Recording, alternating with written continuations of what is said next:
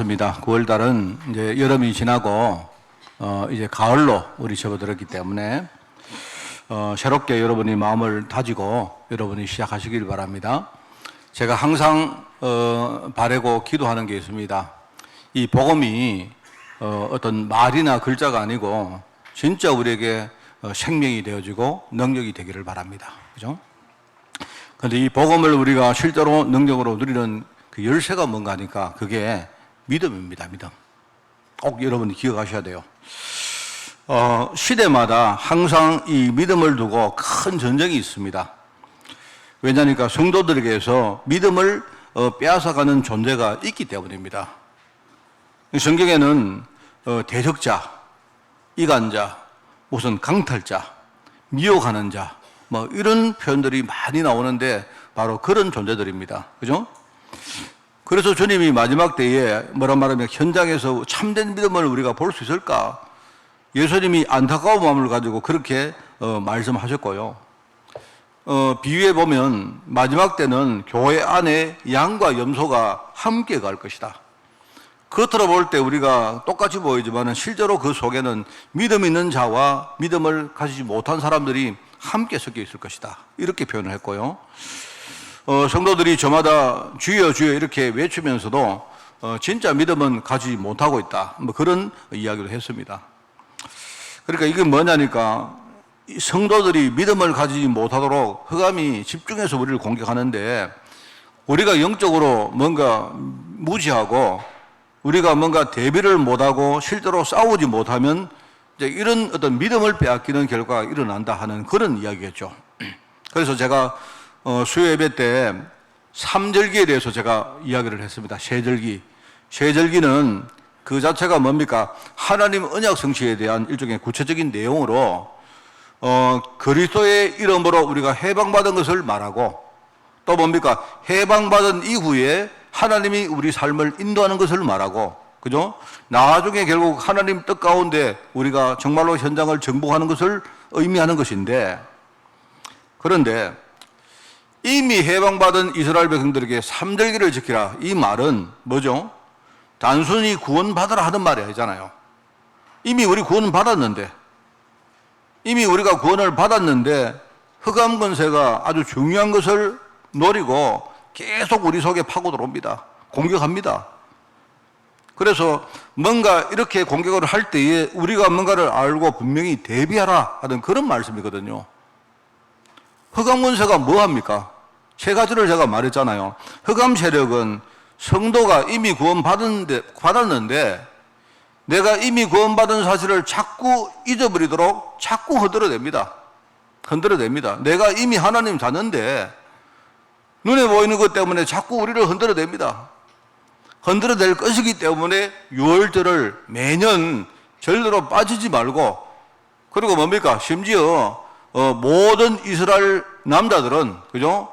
빈소로도 나가지 말고 뭔가 예물을 들고 성전에 나가라. 그 정도로 뭡니까? 6월절을 지키라. 6월절은 뭡니까? 우리가 구원받은 걸 말하는 것인데 뭐죠? 내가 구원받은 사실을 자꾸 흔들어댄다 이 말입니다. 자꾸 이걸 망각시키는 겁니다. 그리고 성도는 하나님 말씀의 인도를 받는 것이 성도인데 우리 성도가 우리를 인도하시는 하나님 말씀과 전혀 관계없이 인생 살도록 만들 것이기 때문에 그래서 오순절 지키라 하는 거예요. 그리고 뭡니까? 곡식을 결실하는 것처럼 사람을 살리는 전도라는 응답을 전혀 못 받고 관심 안 가지도록 그렇게 만들 것이기 때문에 그래서 수장절을 지키라 이 말입니다. 말은 삼절기는 뭐냐니까 하나님이 복음 안에서 성도에게 주신 새로운 신분과 우리 새로운 삶과 우리 새로운 미래를 말한 거예요. 그겁니다. 이걸 바로 우리가 세절기라 이렇게 말해요. 나는 이미 신분 바뀌었습니다. 우리 하나님 자녀가 되었고요. 우리의 삶은 뭡니까? 이제는 옛날에는 마귀가 우리 인생을 이끌어갔지만 이제는 그런 인생 아닙니다. 우리 하나님 말씀을 믿고 믿음 가지고 사는 인생으로 바뀐 거예요. 그리고 우리는 미래가 뭡니까? 우리는 뭐든지 뭡니까? 무엇을 먹느냐, 무엇을 입느냐, 이거 걱정하고 살 인생이 아니고 우리는 뭐죠? 앞으로 사람을 살리고 살 인생이다. 사람을 곡식으로 이걸 비유한 거 아닙니까? 곡식을 소화하는 것처럼 우리가 사람을 살리는 그런 인생으로 우리 미래는 바뀔 것이다, 이 말입니다. 그게 바로 세절기입니다. 그런데 유대인들이 자꾸 뭡니까? 유대인들이 하나님이 부름받은 그런 민족 아닙니까? 유대인들이 시대마다 계속 실패합니다. 실패했다가 또 회복하고 이 반복합니다. 왜 그렇습니까? 하나님을 믿는 믿음 가지고 살아야 되는데 유대인들이 불신앙에 빠지니까 어려움을 당하는 겁니다. 어려움을 당하면서 자꾸 실패합니다. 하나님을 안 믿는데 성공하면 그거는요 이상한 거 아닙니까? 하나님을 안 믿는데 성공하면 그게 바른 거 아닙니까? 하나님 그렇게 하실 리가 없거든요. 하나님을 안 믿으니까 자꾸 뭡니까? 어려움 당하고 실패한다 이 말입니다. 자, 실패하면 그러면 또 하나님은 선지자를 보내가지고 깨닫게 하시면서 또 회복시킵니다. 항상 그랬습니다. 그런데 이 유대인들이 또 회복하면 시간이 딱 지날수록 또 마음이 해이지고 또 뭡니까? 처음에 하나님 그 언약을 또 망각합니다. 그러면 또다시 하나님을 떠나는 일 반복하는 겁니다. 계속 그러는 거예요, 계속. 그리고 나중에 단순히 이게 개인의 어떤 어려움을, 개인이 어려움 당하고 실패하는 그 수준을 넘어가지고요, 민족 전체가 노예가 되어지고, 뭡니까? 포로가 되고 속국되었다. 이런 말을 하죠. 나중에는요, 민족 전체가 심지어 후대들이 세계 온 사망으로 흩어져 버립니다. 그게 우리가 말하는 흩어진 유대인 공동체라는 의미의 디아스포라 이런 말을 하죠. 그런 이야기입니다. 이게 참 중요한 말입니다. 이게 이제 유대인들 이야기인데 왜 하나님이 이 유대인들에게 계속 뭡니까? 매년 세절기를 지켜라. 잊어버리지 마라. 옛날에 조상들이 애굽 땅에 종되었던 그 땅에서 유월절 어린 양 피 바르고 나온 그 사실을 잊어버리지 마라. 그 뭐 말입니까? 여러분 아셔야 됩니다. 여러분이 이 말을 이해를 못 하시면 우리는 진짜 큰일입니다, 이게. 그죠? 오순절은 뭡니까? 하나님이 하나님 자녀를 끝까지 지키시고 인도하신다는 말입니다. 그런데 그 일을 하시려고 오신 분이 바로 성령님이신데, 그죠? 이 성령님이 지금 뭐 하고 계시느냐? 우리에게 하나님 말씀을 깨닫게 하시고 우리가 말씀의 바른 인도를 받도록 그렇게 우리 안에서 그 작업을 하고 계신다 이 말입니다. 그게 바로 성령이 하시는 일이에요. 그러면서 나중에 뭡니까? 우리는 나중에 천국 갈 것인데 우리 자신이 하나님의 곡식이거든요. 내 인생 자체가 하나님의 곡식. 우리는 이 세상 살지만 결국 뭡니까? 하늘 창고에, 그게 천국 아닙니까? 결국 내가 결실이 되어서 하늘 창고에 내가 곡식으로 뭡니까? 나중에 그게 수확될 것이지만 그때까지 나도 곡식이지만 내가 많은 영혼을 살리는 곡식을 거두는 그런 사람으로 살 것이다 이 말입니다. 그게 바로 세절기입니다. 이걸 놓쳐버리면 우리는 자꾸 흔들립니다. 우리 눈에 보이는 것 때문에 자꾸 흔들립니다. 아마 여러분이 지난 주간에도 내가 무엇을 먹고 살 것인가, 내 사업은 어떻게 될 것인가, 아마 우리 염려, 걱정, 근데 여러 가지 뭡니까? 불신앙에 시달렸을 겁니다. 아마 다음 주간에 또 그럴 거예요. 이거는요, 끝도 없습니다. 왜 그러냐? 우리가 언약을 놓치는 만큼 그만큼 시달리게 된다 이 말입니다. 항상 우리 주위에는 우리 속에 언약을 희미하게 만들고 속이는 존재가 늘 진을 치고 있다. 이게 공격하고 있다. 파고 들어온다. 우리가 대비해라. 이 말 아닙니까? 결과적으로 여기에 부름받은 유대인들이 이 최고의 축복의 사람들이거든요. 하나님이 이 유대인들을 먼저 뭡니까? 모델로 세워서 이들을 통해서 하나님의 축복을 받고 하나님의 언약을 이루는 그 비밀을 온 세상에 전가하려고 부름받은 이 유대인들이 처음부터 이 사람들이요, 하나님 언약을 놓쳐버린 겁니다. 그래서 결과적으로 처음에는 하나님 언약 성취의 주역으로 육신적인 민족인 유대인을 불렀는데 나중에 초대교회 이후에 이 유대인의 개념이 영적으로 바뀝니다. 이게 단순히 육신적인 유대인이 아니고 영적인 유대인으로 바뀌는데 이방인을 포함한 하나님의 부름받은 모든 사람이 뭡니까? 영적인 아브라함의 후손이고 유대인이다 이 말입니다. 그리고 저와 여러분이 유대인인 거예요. 영적 유대인이다 이 말입니다. 안디옥 교회가 설립되어지고 그곳에 이방 선교팀이 만들어진 이후에 뭐죠? 이 사건을 기점으로 이 영적인 유대인, 여기에 부름받은 중요한 뭡니까? 전도와 선교팀들이 이 사람들이 현장에 들어가서 복음을 전하는데 이 사람들을 통해서 뭡니까? 소아시아와 유럽과 미국과 심지어 지구를 한 바퀴 돌고 나중에 아시아로 돌아와서 지금요 복음이 증거되었고 그 중간에 많은 사건도 있었고 많은 세자가 일어났고 그렇게 했다는 말입니다. 그 속에 저와 여러분이 지금 우리가 들어있는 거예요. 오늘 우리가 주일날 예배 드리는 것보다 훨씬 중요한 게 뭔가 하니까요. 내가 정말 하나님 언약 속에 어느 시점에 우리가 어떤 자리에 서 있는가 이걸 우리가 아는 것입니다. 이걸 우리가 모르면요. 우리는 자꾸 뭡니까? 내 자신의 연약함 때문에 흔들립니다. 근데 하나님 산다가 뭐 이런가? 이런 식으로 생각합니다. 그렇지 않습니다. 하나님은 항상 뭡니까? 부족한 사람을 세워가지고 복음의 능력으로 무장시키고 그들을 통해서 뭡니까? 전 세계를 살리는 일을 해 오셨고 또 앞으로도 해 가실 것입니다.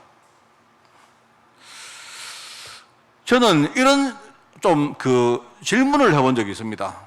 뭐 여러분도 아마 비슷할 거라 생각하는데요. 한번 여러분이 제 질문을 한번 들어보시고 생각을 해보십시다.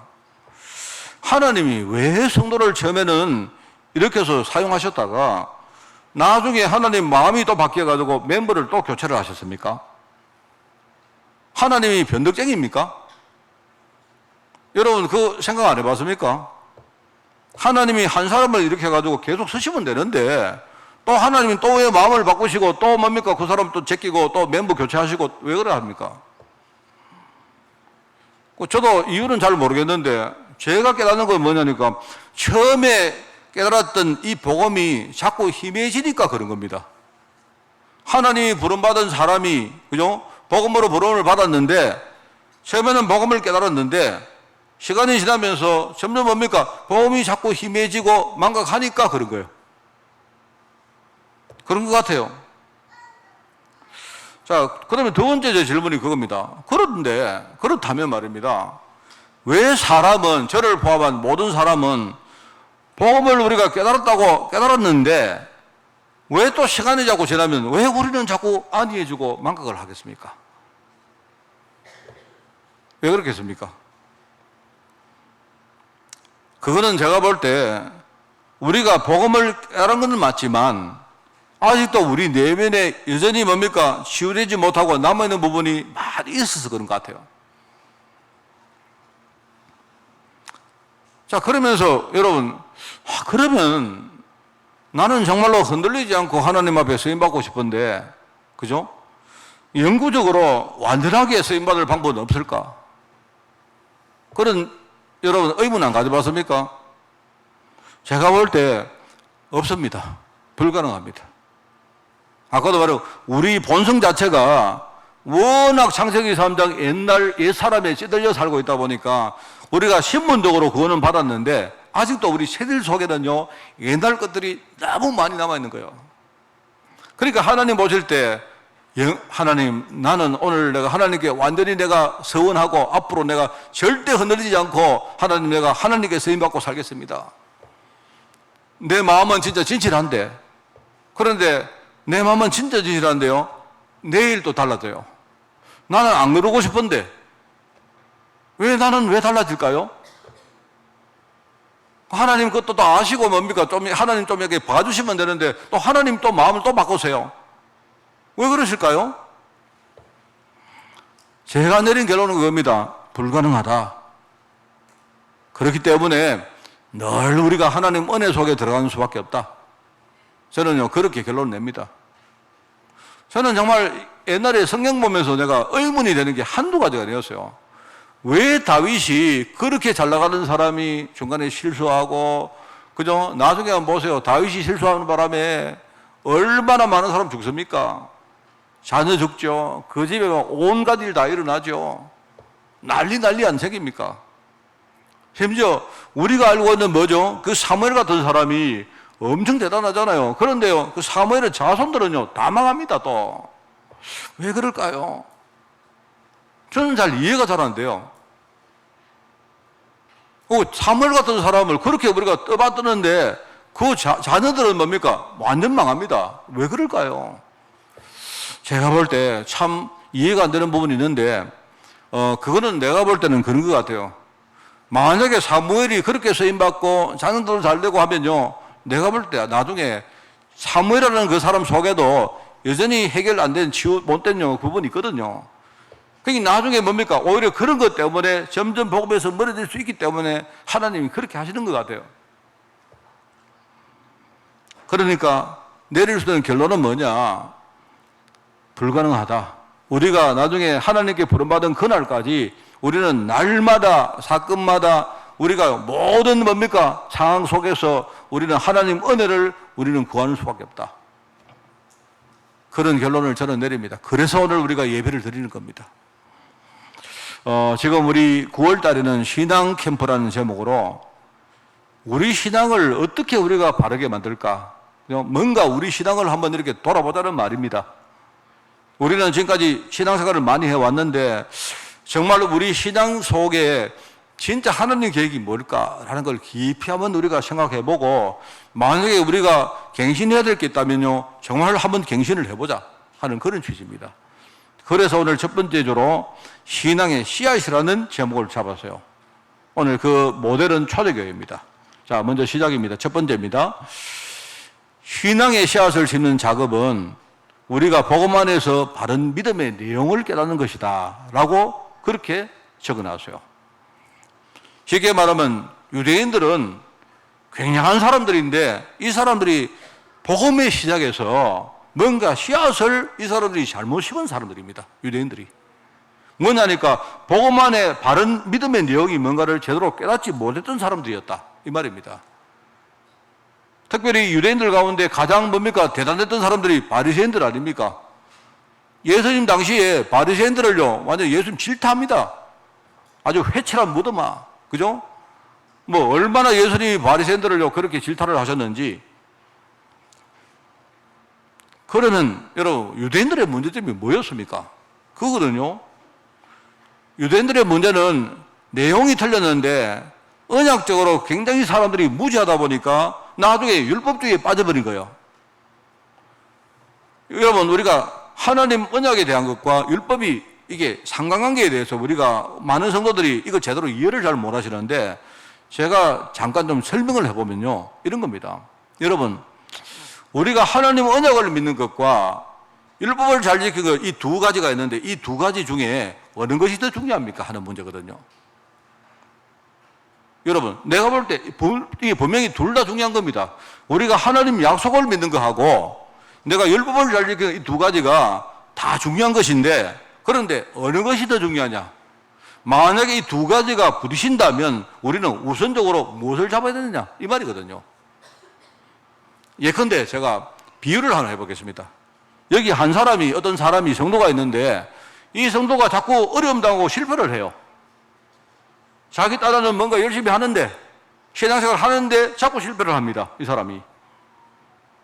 자 그러면 이제 이 사람을 두고 두 가지가 있습니다. 하나는 하나님이 계속 실패하는 성도들에게 뭐냐? 내가 너를 축복했다 약속을 했어요. 자, 그게 우리 신앙이 그거 아닙니까? 하나님이 나를 아브라함처럼요, 내가 너를 축복하겠다 약속을 한 게 그게 우리 신앙입니다. 맞죠? 자, 거기 한 가지 있어요. 그런데 하나님이 그를 축복해 약속을 하셨는데 그렇다면 그 약속을 이 사람이 믿는데 자꾸 어려움 당해요. 자꾸 실패해요. 그러면 어떻게 해야 됩니까? 이 사람이 이 약속을 더 확고하게 붙들어야 됩니까? 아니면 노선을 바꿔가지고 이걸 버리고 다른 노선을 택해야 됩니까? 쉽게 말하면 다른 노선이 뭐냐? 아, 내가 더 바르게, 진실하게, 더 열심히 살아야 되는구나. 노선을 바꿔야 됩니까? 어느 것입니까? 이 말이거든요. 유대인들은요, 자꾸 실패하다 보니까, 그죠? 여러분, 내가 100번 실패하고 1000번 실패해도 우리는 그 약속을 붙드는 것이 그게 언약신앙입니다. 그죠? 그런데 유대인들이 자꾸 실패를 하다 보니까 나중에 뭡니까? 노선을 바꿔버린 거예요. 노선을 어떻게 바꿨느냐?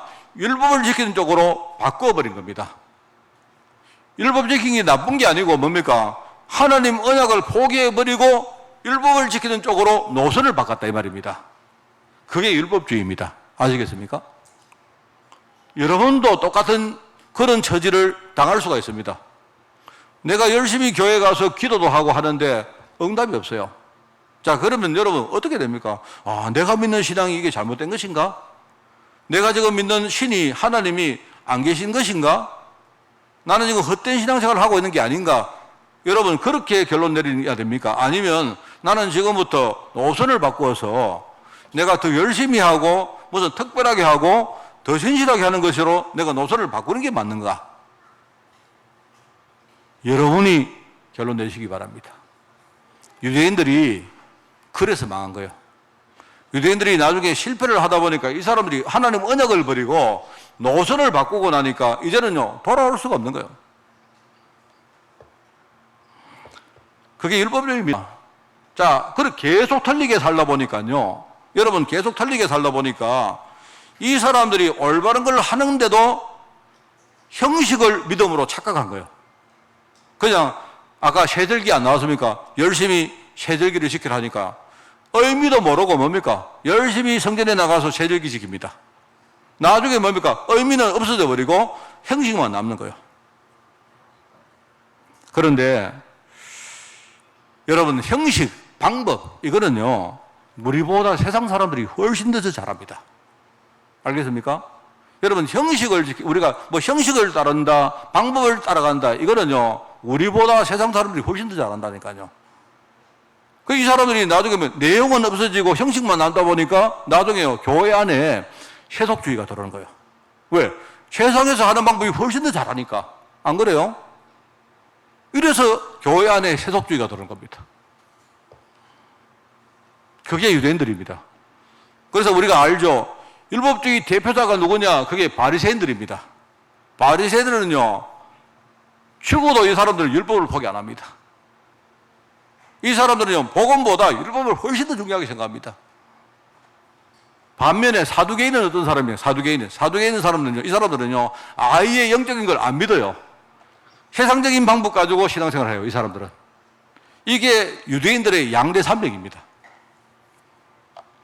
얼마나 이게 참 이상합니까? 그런 식으로 살다 보니까 나중에 뭡니까? 이제는 유대인 전체가 자기들이 내세울 정체성이 뭐냐니까 신앙이 아니고 우리가 하나님의 선민이다 하는 이 선민의식 껍데기만 딱 남아있는 거예요. 무슨 말 하겠습니까? 이게 유대인들이. 이러다 보니까 이 사람들은 아주 이기적이고 폐쇄적이고 배타적이 되었어요. 우리만의 하나님이다. 그죠? 복음은 하나님이 우리 민족에게만 준 것이다. 구원은 우리 민족만 받을 수 있다. 우리 민족 외에는 나머지 이방인들은 전부 다 망할 사람들이고 하나님 축복 못 받을 사람들이고 이렇게 된 거예요, 이 사람들이. 그게 맞습니까? 아니잖아요. 하나님이 처음부터 뭐랍니까? 하나님이 아브라함 부르실 때 아브라함아 내가 너와 네 후손으로 말미암아 천하 만민이 복을 얻게 할 것이다. 하나님이 처음부터 하신 약속 아닙니까? 그 일 때문에 내가 너를 축복할 것이다. 만약에 네가 축복이 없거든 지금부터 기다리라. 하나님 축복을 만들고 있으니까 만들어질 때까지 네가 흔들리지 말고 기다리라. 그게 약속입니다. 여러분 신앙은 무엇입니까? 여러분 우리가 올바른 씨앗을 심자는 말은 뭔 말입니까? 우리가 복음 안에서 바른 믿음의 내용이 뭔가를 제대로 알고 내가 아무리 힘들게 살고 내가 응답이 전혀 없다 해도 여러분 있지 않습니까? 지금부터 나는 바른 믿음의 내용이 뭔가를 제대로 알고 그것 가지고 시작한다. 그게 바로 신앙의 씨앗입니다. 자, 여러분 이해했습니까? 저도요 자꾸 내가 실패하니까 어느 날 제가 어릴 때부터 교회를 다녔는데 내가 자꾸 실패를 하니까 내가 말은 못하겠는데 내 마음속에 야 하나님 우리가 맨날 하나님 이랬는데 이 하나님 이거는요 어떤 사람들이 만들어낸 존재가 아닌가 이런 생각이 드는 거예요. 내가 있지도 않았는 그 하나님을 나는 믿는다고, 그죠? 내가 믿는다고 지금까지 내가 신앙생활을 해왔는데 문제는 내가 응답은커녕 인생이 자꾸 망하는 겁니다. 그러니까 말은 못하겠는데 내가 내 마음속에 이거 내가 헛된 짓을 하는 거 아닌가 이 생각이 들었어요. 솔직히 제가 어릴 때, 그 다음에 한 청소년 때, 한 청년 때는요 제 신앙의 내용이 전부 그거였습니다. 하나님 없다. 하나님 없다. 그래 저는요, 교회 나가면서 만약에 어떤 사람이 내보고 너 왜 교회 왜 나가느냐? 너 하나님 안 믿으면 교회 왜 나가느냐? 왜 그러냐니까 첫째는요, 내가 교회 늘 갔거든요. 그 제가는요, 일종의 이제 교회가 내가 하나님 믿으러 가는 게 아니고 늘 가는 데니까 내 뭡니까? 내 삶의 터전이니까 그냥 가는 거예요. 교회 가면 친구도 많고 아는 사람도 많고 그동안 해온 것도 있고 내가 맡은 일도 있고 있는 겁니다. 여기 우리 그런 분들 꽉 있어요, 지금요. 그리고 또 하나는 이겁니다. 나는 하나님 안 계실 것 같은데 혹시 계시면 어떡하나 이런 거. 그렇지 않습니까? 어? 나는 한 90% 하나님 안 계시는 것 같은데 모르잖아요. 내가 다 모르잖아요. 내가. 그런데 한 10%좀 하나님 계시버리면 큰일 나는 거 아닙니까? 안 그래요? 그래서 저는요, 예컨대 그런 생각을 어떻게 했느냐. 저는 막 교회 갔다가 이렇게 어떨 때 교회를 안 가고 이럴 때도요, 밖에 가다가 혹시 오늘 내가 교회 안 가면 갑자기 내가 도로에서 사고 나는 거 아닌가? 이런 생각이었어요. 이런 생각을. 이 말도 안 되는 이야기. 이게 신앙도 아니고 이거는 뭐. 그러다가 이제 내가 나중에 깨달은 게 이겁니다. 그래, 뭐 하나님 계시든지 말든지 간에 내가 하나님 계시다고 믿으면 내 마음은 편한 거 아닌가? 이런 거. 그게 신앙이었다니까요. 이 말도 안 되죠. 안 그렇습니까? 자, 여러분 입장 바꿔놓고 내 신앙이 그러니까, 내 신앙의 내용이 그러니까 내라는 사람이 응답받으면 그거 말도 안 되는 거 아닙니까? 하나님 안 믿는데. 제가 정말로 내가 참 답답했던 거예요. 저는 솔직히 내가 이거든 저거든 뭔가 이렇게 막 뭐랄까요, 막 확 이렇게 뭡니까 결정되기를 바랐습니다. 내가 하나님을 진짜 뜨겁게 체험해버리든지 아니면 아예 하나님 없다 나 결론 내려버리고 떠나버리든지, 이것도 아니고 저것도 아니고 교회 다닌 것도 아니고 안 다닌 것도 아니고 이게 저였습니다. 여러분 혹시 그런 분 안 계십니까? 제가 그렇게 하다가 어느 날 제가요, 어느 날 내가 나이가 대략 30대 한 후반쯤 됐는데 어느 날요, 30대 전반이었습니다. 어느 날 제가 뭔가를 알게 되었어요. 그게 제 인생을 바꾼 큰 전환점이었습니다. 하나님이 계시는지 안 계시는지 그건 내가 모르겠고, 그건 모르겠는데 어느 날 나를 보니까 이거 보니까 이게 나라는 사람이 이게 정상이 안 거예요. 이게 뭔가 이게 굉장히 병이 나도 단단히 난 겁니다. 이게 뭔가 내가 볼 때는 나라는 사람의 인생 자체가 이렇게 살아가지고는 이거는 뭐 이상하다는 생각이 드는 겁니다. 그러면서 어느 날 내 눈에 이렇게 떠도는 뭡니까? 단어가 뭐냐니까, 내가 지금 저주받았구나. 저주 가운데 살고 있구나. 이 생각이 드는 거예요.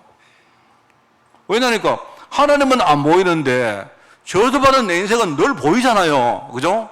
하나님은 안 느끼지는데 저주받은 내 인생은요, 늘 뭡니까? 내 인생은 늘 느끼지잖아요, 내가. 나는 그런 인생 살기 싫었거든요.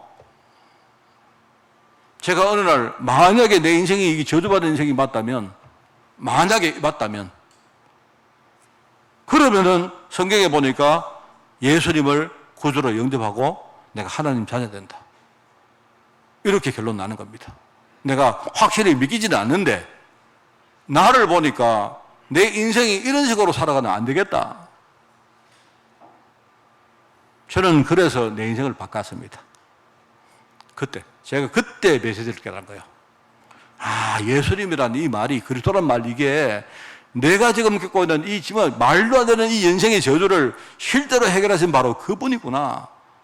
내가 믿든지 안 믿든지 내가 이분을 붙들어야 되겠다. 그렇게 결단한 겁니다. 그렇게 결단한 그 후에 제 인생은, 여러분이 보십시오. 제 신앙도 내 삶도 나의 많은 것들이 그거 붙들고 나서 바뀌었습니다. 유대인들은요, 끝까지 노선을 바꿔가지고 다른 걸 붙들고 간다니까, 다른 거. 만약에 제가 하나님 안 계실 거야. 사람은 그냥 우리가 교회 하나님 계시는 거 믿어가다가나, 종교 하나 좀 가지는 건 좋나? 또 교회 나가면요, 우리 좋은 사람들 많으니까 여기 가서 우리가요, 이 커뮤니티 안에서 우리가 교제도 하고 같이 여기 가서 사업도 하고 좋잖아. 우리 집에 주일날 여러분이 집에 계시는 것보다 내가 교회 나가서 예배도 한번 드리고 하는 거 좋잖아. 계속 그렇게 가버리면요, 유대인처럼 계속 가버린 겁니다. 이게 문제인 겁니다, 제 말은. 그런데 그게 아니죠. 여러분 아시죠? 하나님은, 그죠? 하나님은 이 유대인들이 아니고, 이 육신적인 유대인들이 아니고 말입니다. 정말로 언약을 깨달은 소수의 제자, 아까 영적인 유대인, 영적인 아브라함의 후손, 이 사람들을 통해서 하나님이 일을 하신 거예요. 하나님은 그 당시에 뭡니까? 헤롯 성전이란 대단한 성전이 아니고, 그죠? 그게 아니고, 하나님은 마가 다락방에 모인 사람들 그 속에 강림을 하신 겁니다. 성령으로. 얼마나 이게 놀라운 이야기입니까? 바리새인 조직 대단합니다. 바울이 말한, 자기는 나는 바리새인 중에 바리새인이다. 나는 어릴 때 교육을 철저히 받았고 살면서 바리새의 뭡니까? 이 여러 가지 이거를요 철저히 지켰다 나는. 그렇게 말하죠. 그런데 내가 그리스도를 알고 나니까 그거는 전부 다 뭔가 보잘것없는 배설물이더라. 그 말하죠. 그게 하나님 보실 때 바리새인 조직이 아니고 초대교회 120명 성도 그 사람들은요 쫄장부입니다. 내가 볼 때 이 사람들이 대단한 사람 아니에요. 너무 뭡니까? 이 사람 어쩔 수 없이 모인 사람들 그 120명 가지고 하나님이요 복음운동을 시작하신 겁니다. 그 이유는 뭐냐? 이 사람들은요 올바른 신앙의 씨앗을 가지고 시작했기 때문이다 이 말입니다. 하나님의 언약신앙. 여러분, 우리의 올바른 신앙의 씨앗은 무엇입니까? 여러분의 올바른 신앙의 씨앗은 뭡니까? 여러분이 우리 신앙에 내가 씨앗을 뿌렸다면 우리가 농사를 볼 때 씨앗이 바로 시작 아닙니까? 그죠? 우리가 나중에 열매를 맺기 위해서 제일 처음에 해야 될 게 씨앗 아닙니까? 씨앗. 씨를 심는 거죠. 그러면 저와 여러분의 올바른 신앙의 씨앗은 무엇입니까? 하나님 언약을 믿는 신앙입니까? 아니면 다른 것입니까? 여러분, 여기에 여러분 결론 먼저 내셔야 돼요. 하나님은 이미 약속하셔서 이미 이루셨고, 지금도 이루어 가시고, 장차 이루어 가실 하나님 약속이 있습니다. 그걸 우리가 뭐라고 말하냐? 이미 이루었다. 그리스도. 이미 십자가를 지신 그리스도. 십자가에서 우리 모든 문제 해결하신 그리스도. 이미 이루어진 언약. 그걸 말하는 거예요. 하나님 약속이고 그 이루어졌습니다. 또 하나님 약속 또 있습니다. 하나님은요, 하나님 자녀가 가는 모든 현장에 천국 보좌, 하나님 나라가 우리 현장에 임할 것이다 약속했습니다. 지금 우리 예배하는 이 현장에 하나님 약속했어요. 하나님 나라가 임한다. 지금 이루어지고 있는 하나님의 약속입니다. 믿으십니까? 내가 아무리 부족하고 내가 아무리 뭘 몰라도 상관없어요.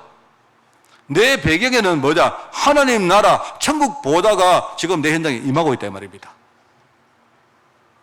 그게 바로 지금 이루어지고 있는 하나님 약속입니다. 또 장차 뭡니까? 세 번째 뭐죠? 장차 하나님 이루어 가실 언약이 있어요.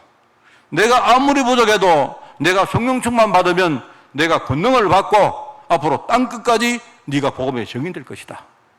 네가 가정 살릴 것이고 네 현장 살릴 것이고 네 주위 사람들 살릴 사람으로 살 것이다. 그게 장차 이루어 가실 언약입니다. 우리가 이걸 줄여가지고 뭐라 합니까? 그리스도 하나님의 나라 성령 충만 이렇게 말해요. 더 줄여가지고 말하면 그걸 138이라 말해요. 아셨습니까?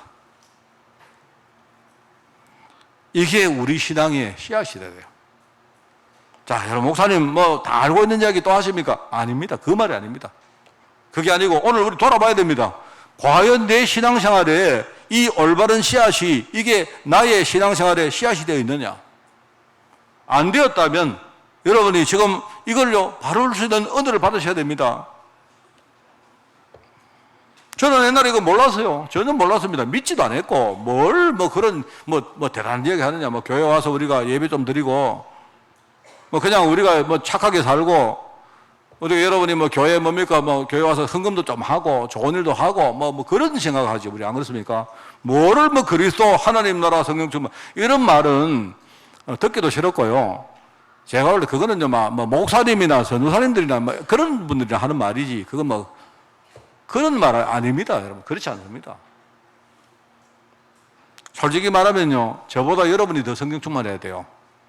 왜냐니까 제가 있는 현장하고 여러분 현장하고 달라요. 여러분 현장은요 매일매일 치열하게 싸우는 현장입니다. 저보다 여러분은 10배, 100배로 싸우는 현장입니다. 그 현장. 그래서 저는요, 요만큼만 충만해도 되는데, 여러분은요, 이만큼 충만하셔야 돼요. 옛날에 제가 착각했다니까요. 얼마나 잘못 알고 있었는지.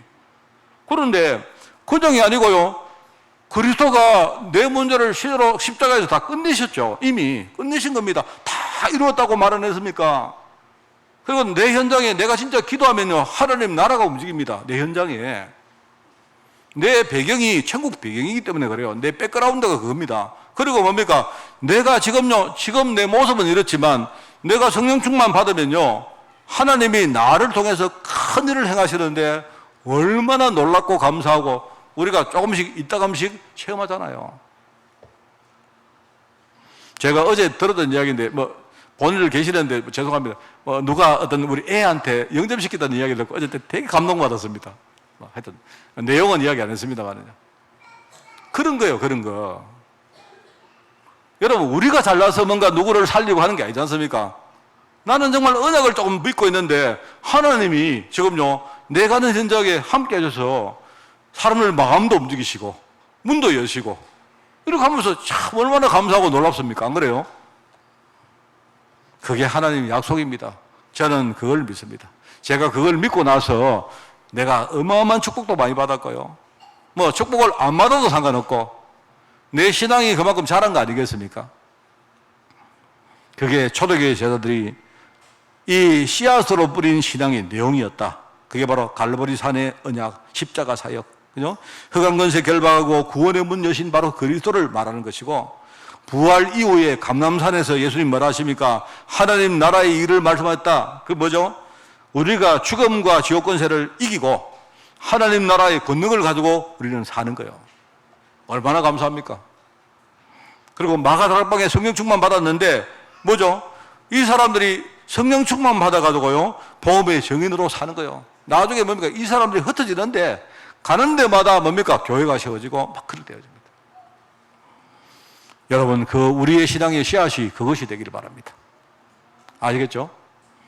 자, 오늘 말씀을 우리 정리하겠습니다.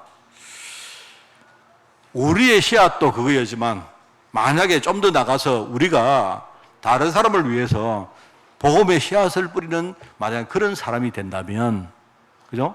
마치 농사꾼이, 그죠? 씨앗을 뿌리는 농사꾼이 된다면 복음의 씨앗을 뿌리는 전도자에게 하나님이 얼마나 축복하시고 기뻐하시겠습니까? 안 그래요? 내 신앙의 씨앗이 바로 이 언약 신앙이다. 하나님 약속이 내 신앙의 씨앗이다. 그럼 우리가 현장에 나가보면요, 이걸 몰라가지고 헤매는 사람은 엄청 많습니다. 여러 가지 문제 가운데 문제를 당하는데 답을 몰라요. 길을 몰라요. 이렇게 막 갈등하고 헤맵니다. 그 사람들에게 우리가 대신 복음의 씨앗을 여러분이 뿌려준다고 한번 생각해 보세요.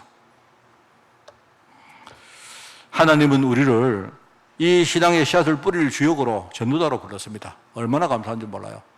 그래서 여러분은 전도자이기 때문에 제가 씨를 뿌리는 성경 구절 세 군데를 제가 이렇게 뽑아봤습니다. 우선은 그게 보니까 마태복음 13장 18절에서 23절입니다.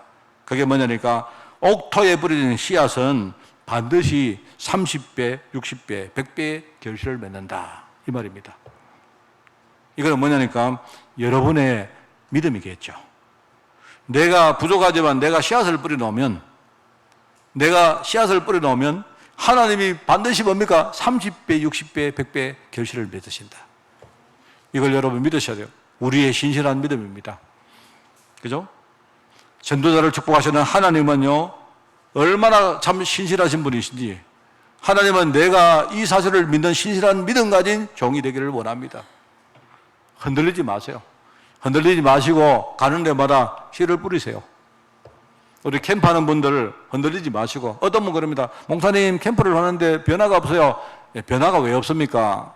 왜 변화가 없습니까? 여러분, 캠프하고 있는 그게 변화 아닙니까? 변화가 없는데 계속 왜 캠프를 하십니까? 그게 변화지. 안 그래요? 대단합니다, 여러분죠. 차라리 변화가 있는데 캠프가 막 되어지면 그거는 정상적이죠. 변화가 없는데 계속 캠프하고 있어요. 어마어마한 변화입니다. 안 그래요? 계속 여러분이 내 속에, 여러분 현장에 새신자들에게, 우리 후대들에게 복음의 씨앗을 뿌리시기 바랍니다. 어디 가도 여러분이 항상 하나님을 우리가 믿자. 하나님은 미쁘시고 의로우신 분이시다. 한 번도 하나님은요, 자녀를 축복하지 않은 적이 없으신 분이다. 하나님은 우리가 전도자로 우리가 진짜 복음의 씨앗을 뿌리면 하나님이 기뻐하시고 이 씨앗을 하나님이 자라게 하신다. 이 사실을 여러분 믿으시고 우리 후대들에게 가르치시기 바랍니다. 야들아, 이제 깨어나가지고 좀 믿어라, 알겠지? 목사님 기도할게. 두 번째는 뭐냐니까 시편 126편 말씀입니다. 여기에 보니까 눈물로 씨를 뿌리는 자, 말하자면 이제 이 전도자의 뜨거운 열정, 뜨거운 중심, 뜨거운 자세, 그걸 말한 거예요. 여러분이 이걸 아신다면 눈물로 진짜 여러분이 기도하시기 바랍니다. 우리가 복음 전할 때 뜨거운 중심을 가지고 씨를 뿌리는 자는 반드시 기쁨으로 나중에 곡식을 수확하고 돌아올 것이다. 여러분, 기도는 응답됩니다. 기도는 영적인 과학입니다. 여러분, 기도는 영적인 과학이다. 이 말은 무조건 기도하면 응답된다. 목사님, 응답 안 되던데요? 그게 응답입니다. 응답이 왜 이렇게 천천히 됩니까? 그게 응답입니다.